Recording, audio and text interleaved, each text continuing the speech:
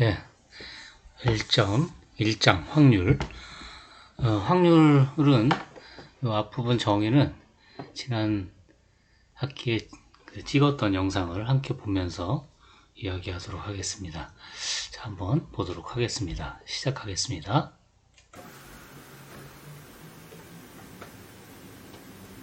안녕하세요. 마이크 어디 갔어? 마이크를 빼먹었네. 다시 안녕하세요. 확률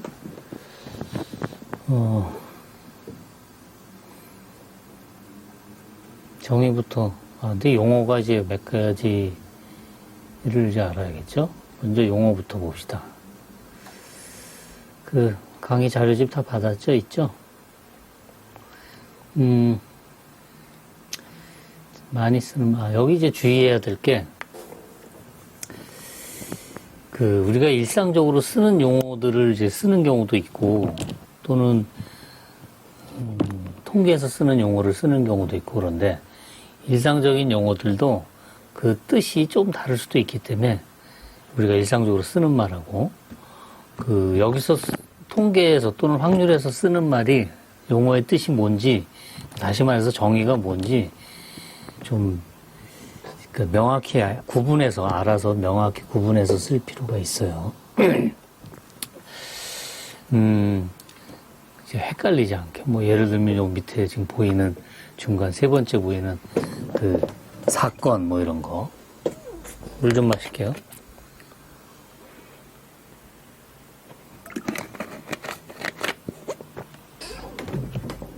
자, 하나하나 봅시다. 먼저 이제 시행이란 말을 이제 많이 하는데, 동일한 조건에서 반복할 수 있고,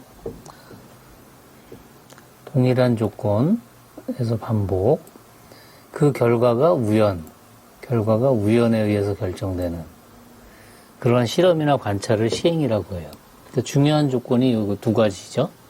동일한 조건에서 반복, 그 다음에 결과가 우연에 의해서 결정돼야 된다. 동일한 조건에서 그러니까 반복이 중요한 말인데, 반복할 수 있다. 그러니까 일회성으로 딱 끝나는 거라면 시행이라고 할 수가 없어요. 계속 같은 일을 계속 할 수 있어야 돼요. 같은 거를 계속 할 수 없는 게 뭐가 있을까?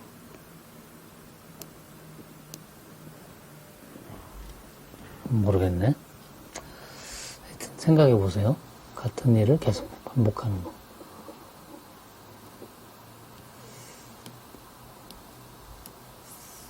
이런 예는 끔찍한가? 내가 죽는다. 죽을 사건. 그건 시행인가? 아닌가? 반복할 수 없나? 살려? 그럼 이제 결과가 우연에 의해서 결정돼야 돼요. 그러니까 이렇게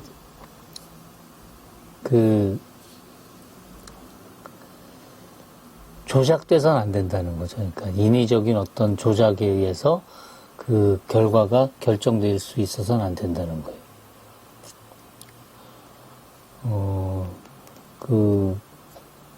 라스베가스나 이런 데에 있는 기계들, 돈 집어넣고 하는 그런 기계들은 확률을 이렇게 조작을 조금씩 한다고 하잖아요. 얼마의 확률이 되게끔 나오는 확률이 이 돈을 딸 수 있는 확률을 이렇게 조절을 한대요. 그러면 그거는 우연에 의해서 결정되는데 그 우연의 값을 조작을 한 거잖아요. 그런 거는 이제 엄밀하게 얘기하면 시행이라고 하기에는 좀 문제가 있죠. 그래서 우연이라는 말이 중요해요. 그걸 시행이라고 해요. 이 우연에 의해서 결정되기 때문에 과거에는 수학으로 생각하지 않았던 거죠. 그러니까. 과거라는 건 이제 파스칼이랑 페르마랑 확률의 개념을 서로 막 이렇게 서신으로 주고받을 전의 생각들을 이제 수학에서는 그런 문제를 수학적으로 생각하지 않았던 거죠. 그 다음에 표본공간이란 말이 있는데, 어떤 시행에서 일어날 수 있는 모든 결과의 집합을 표본공간, 영어로 샘플 스페이스, 그래서 표본공간을 S로 많이 쓰는 이유가 영어로 샘플이기 때문에 그래요.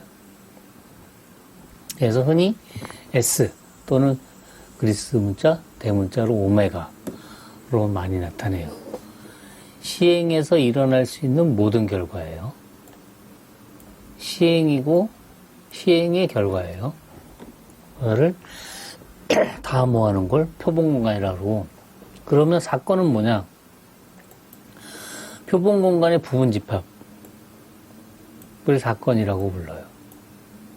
그러니까 어떤 시행에서 일어날 수 있는 모든 결과의 부분집합, 모든 결과들을 다 모아놨을 때 그것의 부분집합을 사건이다, 이벤트다 이렇게 얘기한다 이거죠.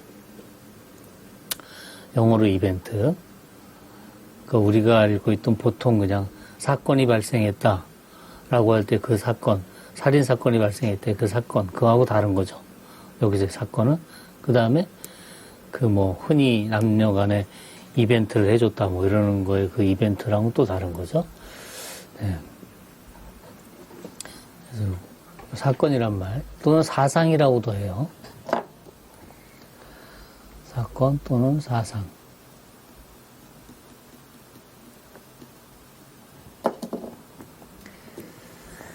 예를 한번 볼까요?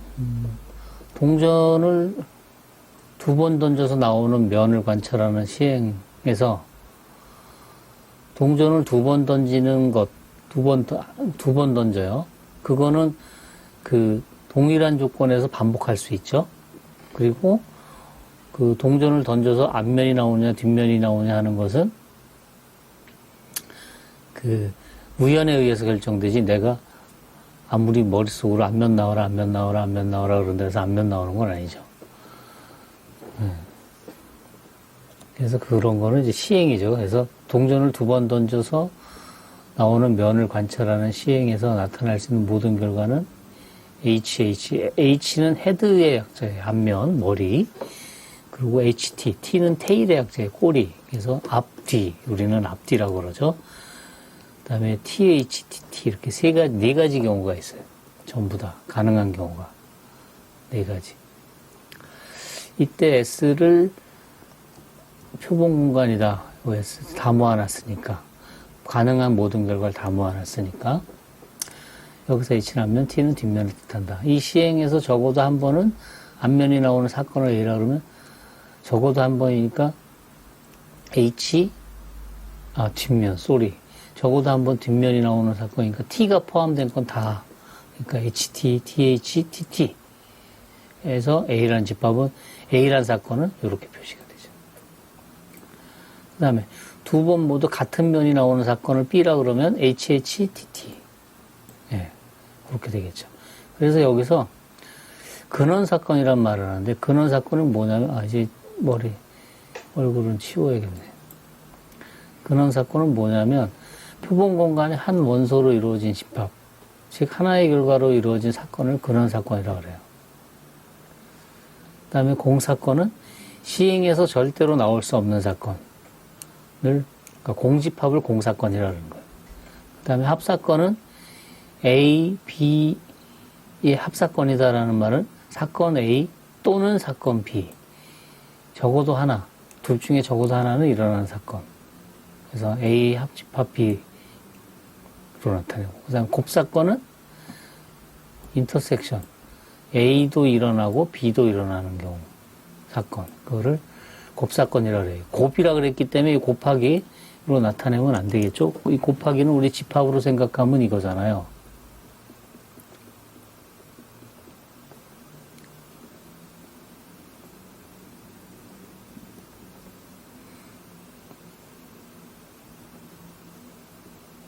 이거죠. 이건 사건으로 얘기하지 않겠죠. 그렇죠? 곱사건이 아니에요.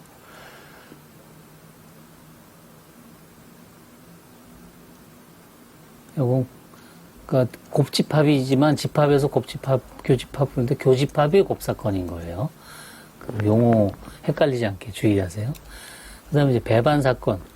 두 사건 A, B의 곱사건이 공집합, 공사건일 때, 즉 공통 부분이 없을 때, 그럴 때 두 사건을 서로 배반이다 이렇게 얘기한다 그죠. 그래서 배반 사건은 동시에 일어날 수 없는 사건이에요. 동시에. 나중에 이거 가지고 또 제가 한 번 더 언급을 할 기회가 있을지 모르겠는데, 동시에라는 말도 주의해야 돼요.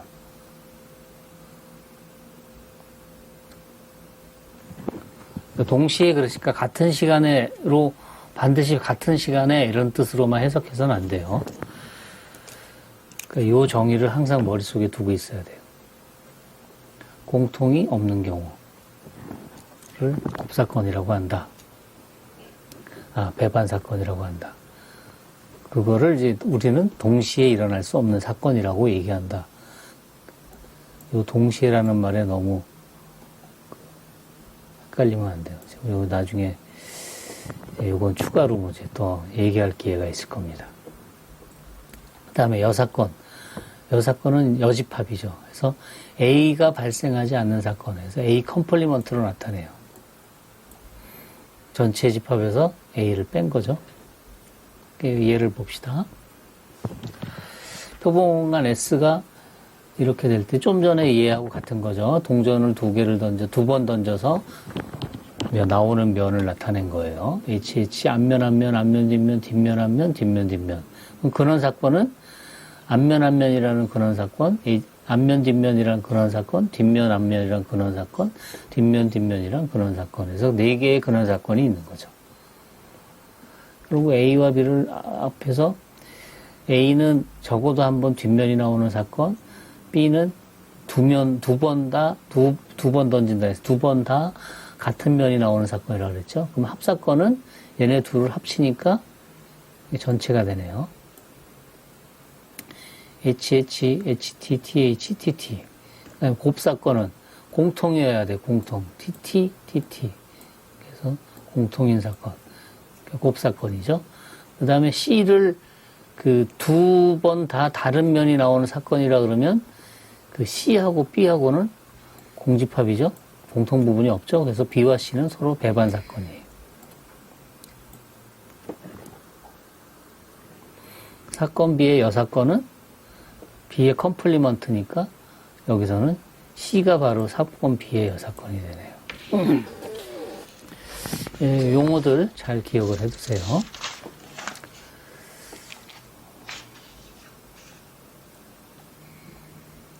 이어서 정의. 정의부터는 이제 조금 정신 차리고, 바짝 차리고, 봅시다. 결과의 개수가 유한한 시행에서, 결과의 개수가 유한하다. 그러니까 시행의 결과가,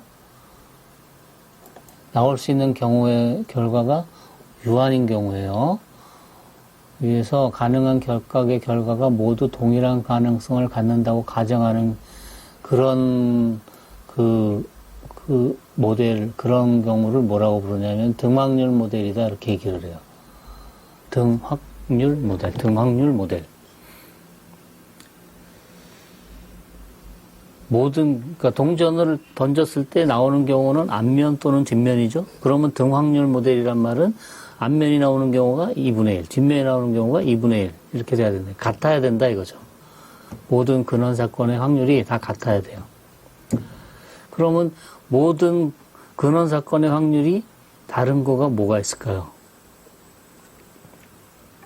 자, 저보고 한번. 모든 근원 사건의 확률이 다른 경우, 같지 않은 경우, 뭐가 있을까요? 생각해 보세요. 여러분들이 흔히 이렇게 생각하고 하고 있는 놀이나 이런 것 중에서 뭐가 있을까요? 그렇죠. 윷놀이에서 단면을 공장에서 나오는 거 사면 윷가락이 4개죠. 그 4개의 하나를 보면 단면이 어떻게 생겼냐면, 그러니까 화장대에서 그리면 이렇게. 딱 반원이 아니에요. 그리고 이 생긴 것도, 윷이 이렇게 생긴 것도, 그 원기둥을 반을 딱 잘랐거나 또는 이렇게 자른 것도 아니에요. 그러니까 여기가 또 볼록하게 이렇게 불룩하게 생겼죠. 이렇게 윷을 보면 이쪽이 이렇게 배가 나오게 이렇게 생겼어요. 그러니까 윷을 사실 딱 원기둥을 반으로 잘라도 이렇게 백도처럼 이렇게 뒤집히는 경우 하고 똑바로 이렇게 되는 경우 2분의 1, 2분의 1이냐 이거 해보면 아니에요. 그러니까 윷가락 하나를 던졌을 때 제껴지는 경우와 바로 서는 경우의 확률이 같으냐? 같지 않아요. 하나를 던지는 시행에서 반복할 수 있고 결과가 두 가지라는 건 아는데 물론 옆으로 삐딱하게 되는 경우도 있죠. 그거는 그 담요 깔고 하니까 그렇죠. 그냥 마룻바닥, 딱딱한 마룻바닥 같은 데서 하면 옆으로 눕는 경우 거의 없어요. 동일한 가능성을 갖지 않아요. 그러니까 이건 윷은 등확률 모델이 아니에요. 윷가락 하나를 던지는 거는. 그러니까 그 중학교 수학에서 윷가락 던지는 거, 윷 던지는 거 가지고 수학적 모델 수학 그 확률을 설명하면 위험해요. 등확률 모델이 아니기 때문에. 그래서 우리 지난주에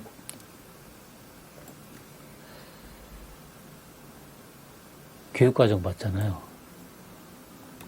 교육과정에 보면 제가 지금 중학교 교육과정 펼쳐봤는데 확률의 기본 성질, 경우의 수를 구할 수 있다. 확률의 개념과 그 기본 성질에 의해 구할 수 있다. 밑에 쭉 가서 보면 유의사항에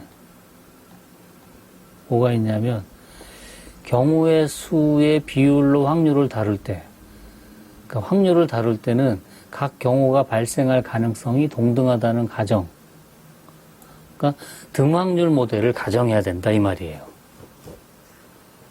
오케이? 그러니까 학교 수학에서 경우의 수로 비율을 얘기하는, 그러니까 확률을 얘기할 때는 학교 수학에 중학교건 고등학교건 확률을 얘기할 때는 중학교에서는 특히 각 경우가 발생할 가능성이 동등하다. 즉 확률 모델이다라는 걸 얘기를 해야 돼요. 고등학교 같은 경우도 같은 얘기가 있었죠. 몇 페이지쯤에 있을까? 12쪽쯤에 있을까?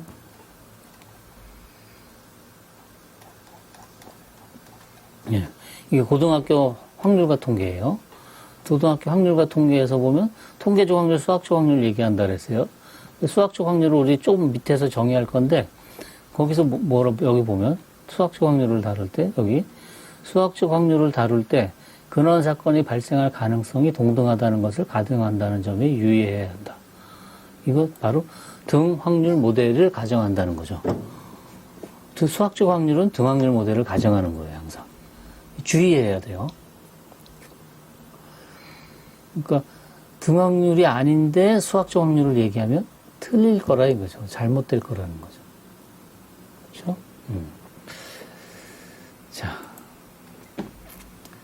그래서 수학적 확률이 그러니까 여러 가지로 지금 정의를 했어요. 보면 제일 처음에는 아마 그냥 가능성을 수치로 표현한다 그랬다가 이제 라플라스 때 와가지고 이제 이런 식으로 정의를 한 거예요. 라플라스가 정의한 확률의 개념인데 요게 문제가 있어서 이제 다른 확률의 정의들이 나오면서 이 확률을 라플라스의 확률 또는 고전적 확률, 라플라스가 정의했다 또는 고전적인 의미다, 고전적 확률이다.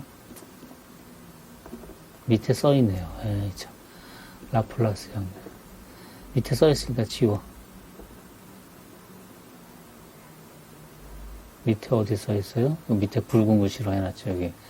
수학적 확률, 고전적 확률, 라플라스 확률. 자, 어떤 거냐? 등확률 모델에서 사건 A의 확률은 다음과 같이 정의한다. S는 표본 공간이고 A는 사건이니까 S의 부분집합이에요. 등확률 모델이라고 그랬으니까 무슨 말이냐? 결과의 개수가 여기 등확률 모델은 결과의 개수가 유한하다 그랬으니까 S가 유한집합인 거죠, 지금.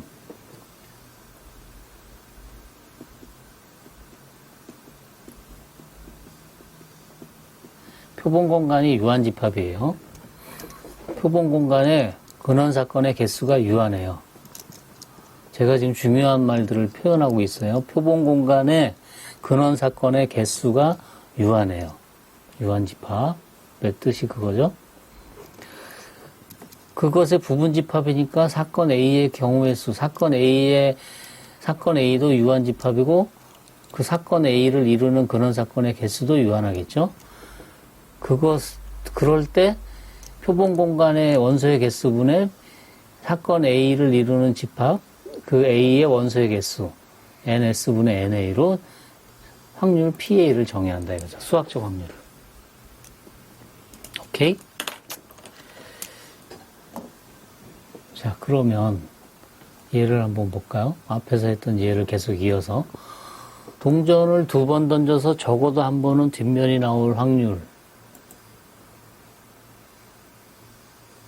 이게 뭐였냐면 우리 요거였죠. 여기 풀이를 보면 그게 사건 A였잖아요. 적어도 한 번 뒷면이 나오는 사건. 그리고 표본 공간이 지금 지난 예에서 요게 근원의 개수가 4개니까 결국 확률을 보면 A의 확률은 S의 원소의 개수 4분의 A의 원소의 개수 3 이렇게 된다 이거죠. 4분의 3 확률은. 근데 또 2번 모두 같은 면 이게 B였죠 우리? 2번 모두 같은 면이 나오는 경우가 HHTT니까 그렇죠. NS분의 NB 즉 4분의 2에서 2분의 1 이렇게 된다 이거죠. 다시 한번 강조합니다. 등확률 모델을 가정하는 거예요. 수학적 확률은 등확률 모델을 가정해요. 등확률 모델이기 때문에 근원 사건의 표본 공간의 원소의 개수가 유한해요. 유한집합이에요. 그리고 모두 다 같아야 돼요. 확률이. 각각의 근원 사건이 나올 확률은.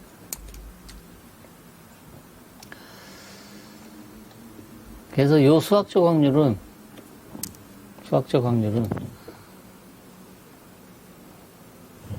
이거 가서 뜯어서 설명을 좀 할까요? Shift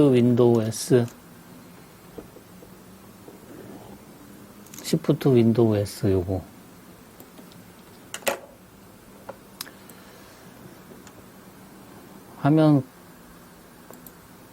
화면 캡처할 때 쓰는 명령이에요.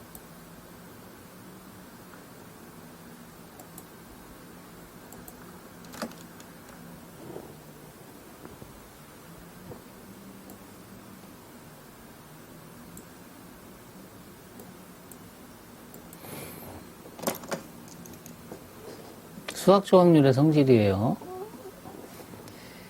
이게 이제 그 확률의 성질 뭐 이렇게 이제 고등학교 학교에서 중고등학교에서는 확률의 성질 그렇게 얘기를 할 건데 임의의 사건 A에 대하여 A가 지금 뭐냐면 S의 부분집합이잖아요. 그쵸?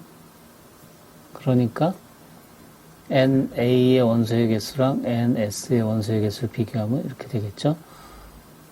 그리고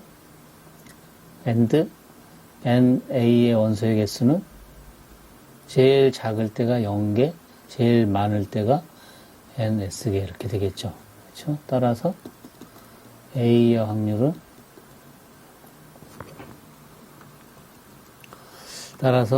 확률은 이거는 NA분의 NS인데 아니 NS분의 NA인데 얘는 제일 클 때가 1이고 제일 작을 때가 해서 0이라 이거죠. 그래서 PA의 확률은 임의의 사건의 확률은 0에서 1 사이다. P0은 공집합은 이거는 NS의 N 공집합이니까 0에서 0이고 그 다음에 S의 전체의 확률은 분자 분모가 같으니까 1이고 세 번째 두 사건이 배반이에요. 배반이란 게 뭐라 그랬죠?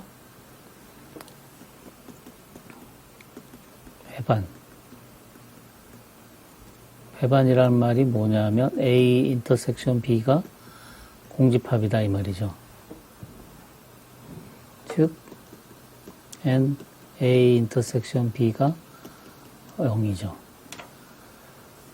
그러면 얘는 A 유니온 합집합 합작권의 확률은 이거는 정의대로 쓰면 전체분의 A 합집합 B의 원소의 개수고 이거는 분리해서 쓰면 A의 원소의 개수 더하기 B의 원소의 개수 마이너스 공통 부분의 원소의 개수인데 얘가 제로가 되는 거죠.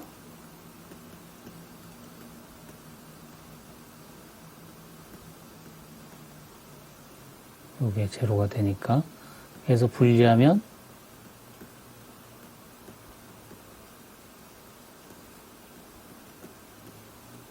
해서 PA, PB 이렇게 된다 이거죠.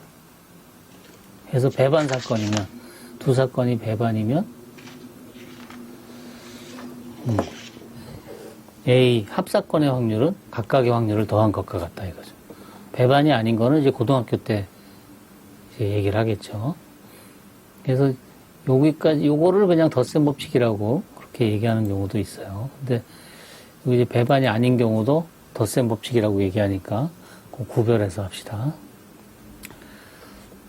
그래서 수학적 확률이라고 얘기를 해요.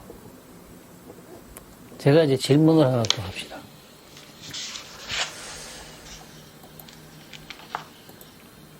제가 정신 차리고 자연수에서 임의의 수를 뽑아요.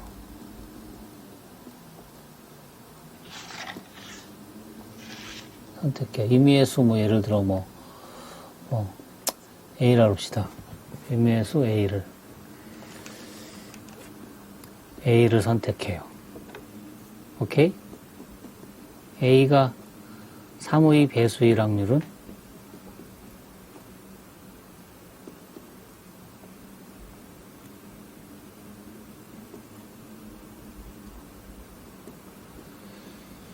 얼마입니까?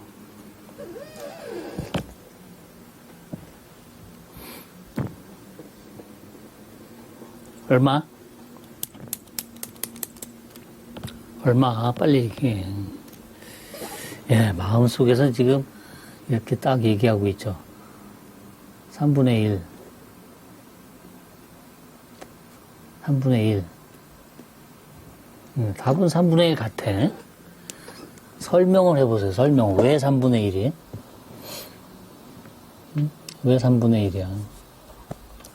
말을 해.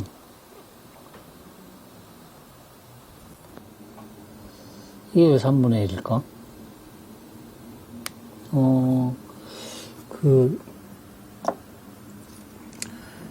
지금 우리가 수학적 확률을 얘기했으니까, 수학적 확률로 얘기를 하려면 표본 공간 S를 생각을 해야 돼요. 자, 등확률 모델인가를 생각을 해봅시다.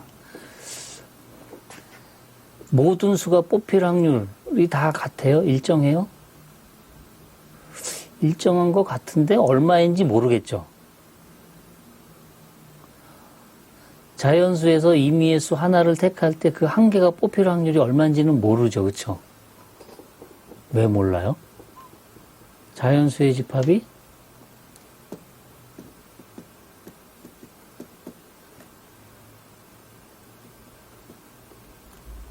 자연수 집합 n의 원소의 개수가 몇 개? 농도 얘기할 수 있지만 개수로는 얘기하기가 좀 그렇죠. 몇 개인지. 그러니까 무한집합이잖아요. 무한집합.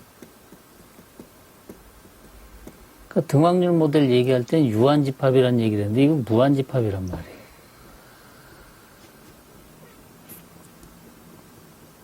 그러니까 그 농도로다 마냐 생각하면 자연수 집합의 원소의 개수는 얼마냐 그러면 우리 집합론 할 때 농도에서 그걸 뭐라 했다? 알레프널을 어떻게 쓰더라?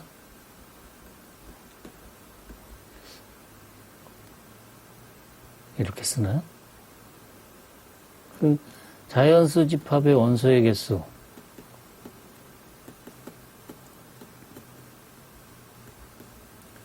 원소의 개수가 지금 몇 개인지 모르니까 집합의 농도로 따지면 농도분의 3의 배수의 농도.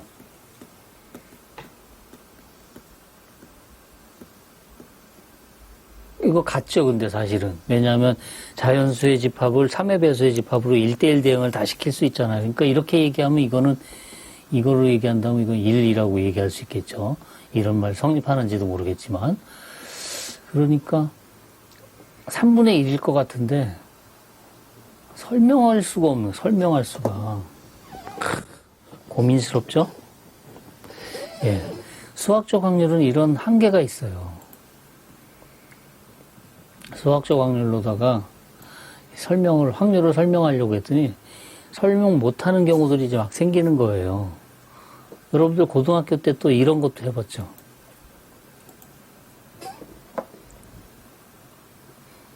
원에 3등분하고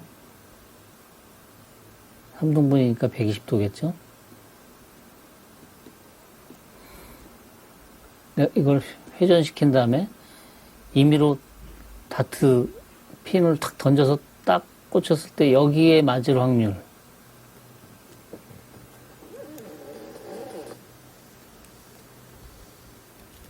그러면 그 표본 공간이 하나, 둘, 세 개 이렇게 얘기해야 되나요?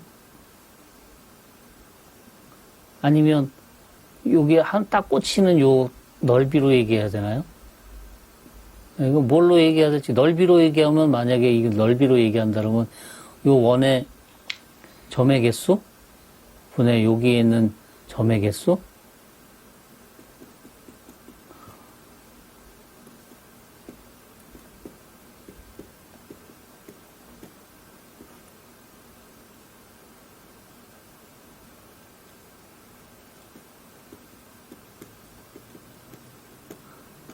이거 다 무한집합이잖아요. 그리고 농도로도 이거 실수의 농도하고 같잖아요. 그리고 이거 C라 그러죠, C. 그러니까 이걸로도 얘기할 수가 없어요. 수학적 확률로는 이것도 3분의 1 같은데, 느낌은 3분의 1 같은데, 이것도 설명할 수가 없어요. 그렇죠? 그러니까 다른 정의가 필요하다 이거죠. 그러니까 지금 정의로 수학적 확률을 쓰는데 수학적 확률을 버리는 게 아니에요. 수학적 확률을 가지고 계산할 수 있는 건, 구할 수 있는 건 계산을 해요. 이렇게 이 예처럼 이렇게 계산을 해요. 그런데 수학적 확률로 계산할 수 없는 확률 상황이 또 생긴다 이거죠. 그런 상황 문제들이. 그러니까 그런 거에 대해서 또 설명할 수 있어야겠죠. 그래서 이제 그 다음에 이제 이런 또 다른 확률의 정의가 나오는 거죠. 예, 잠시 쉬셨다가 계속 이어서 하도록 하겠습니다. 자, 수학적 확률까지 여기서 끝내도록 하겠습니다. 끊습니다.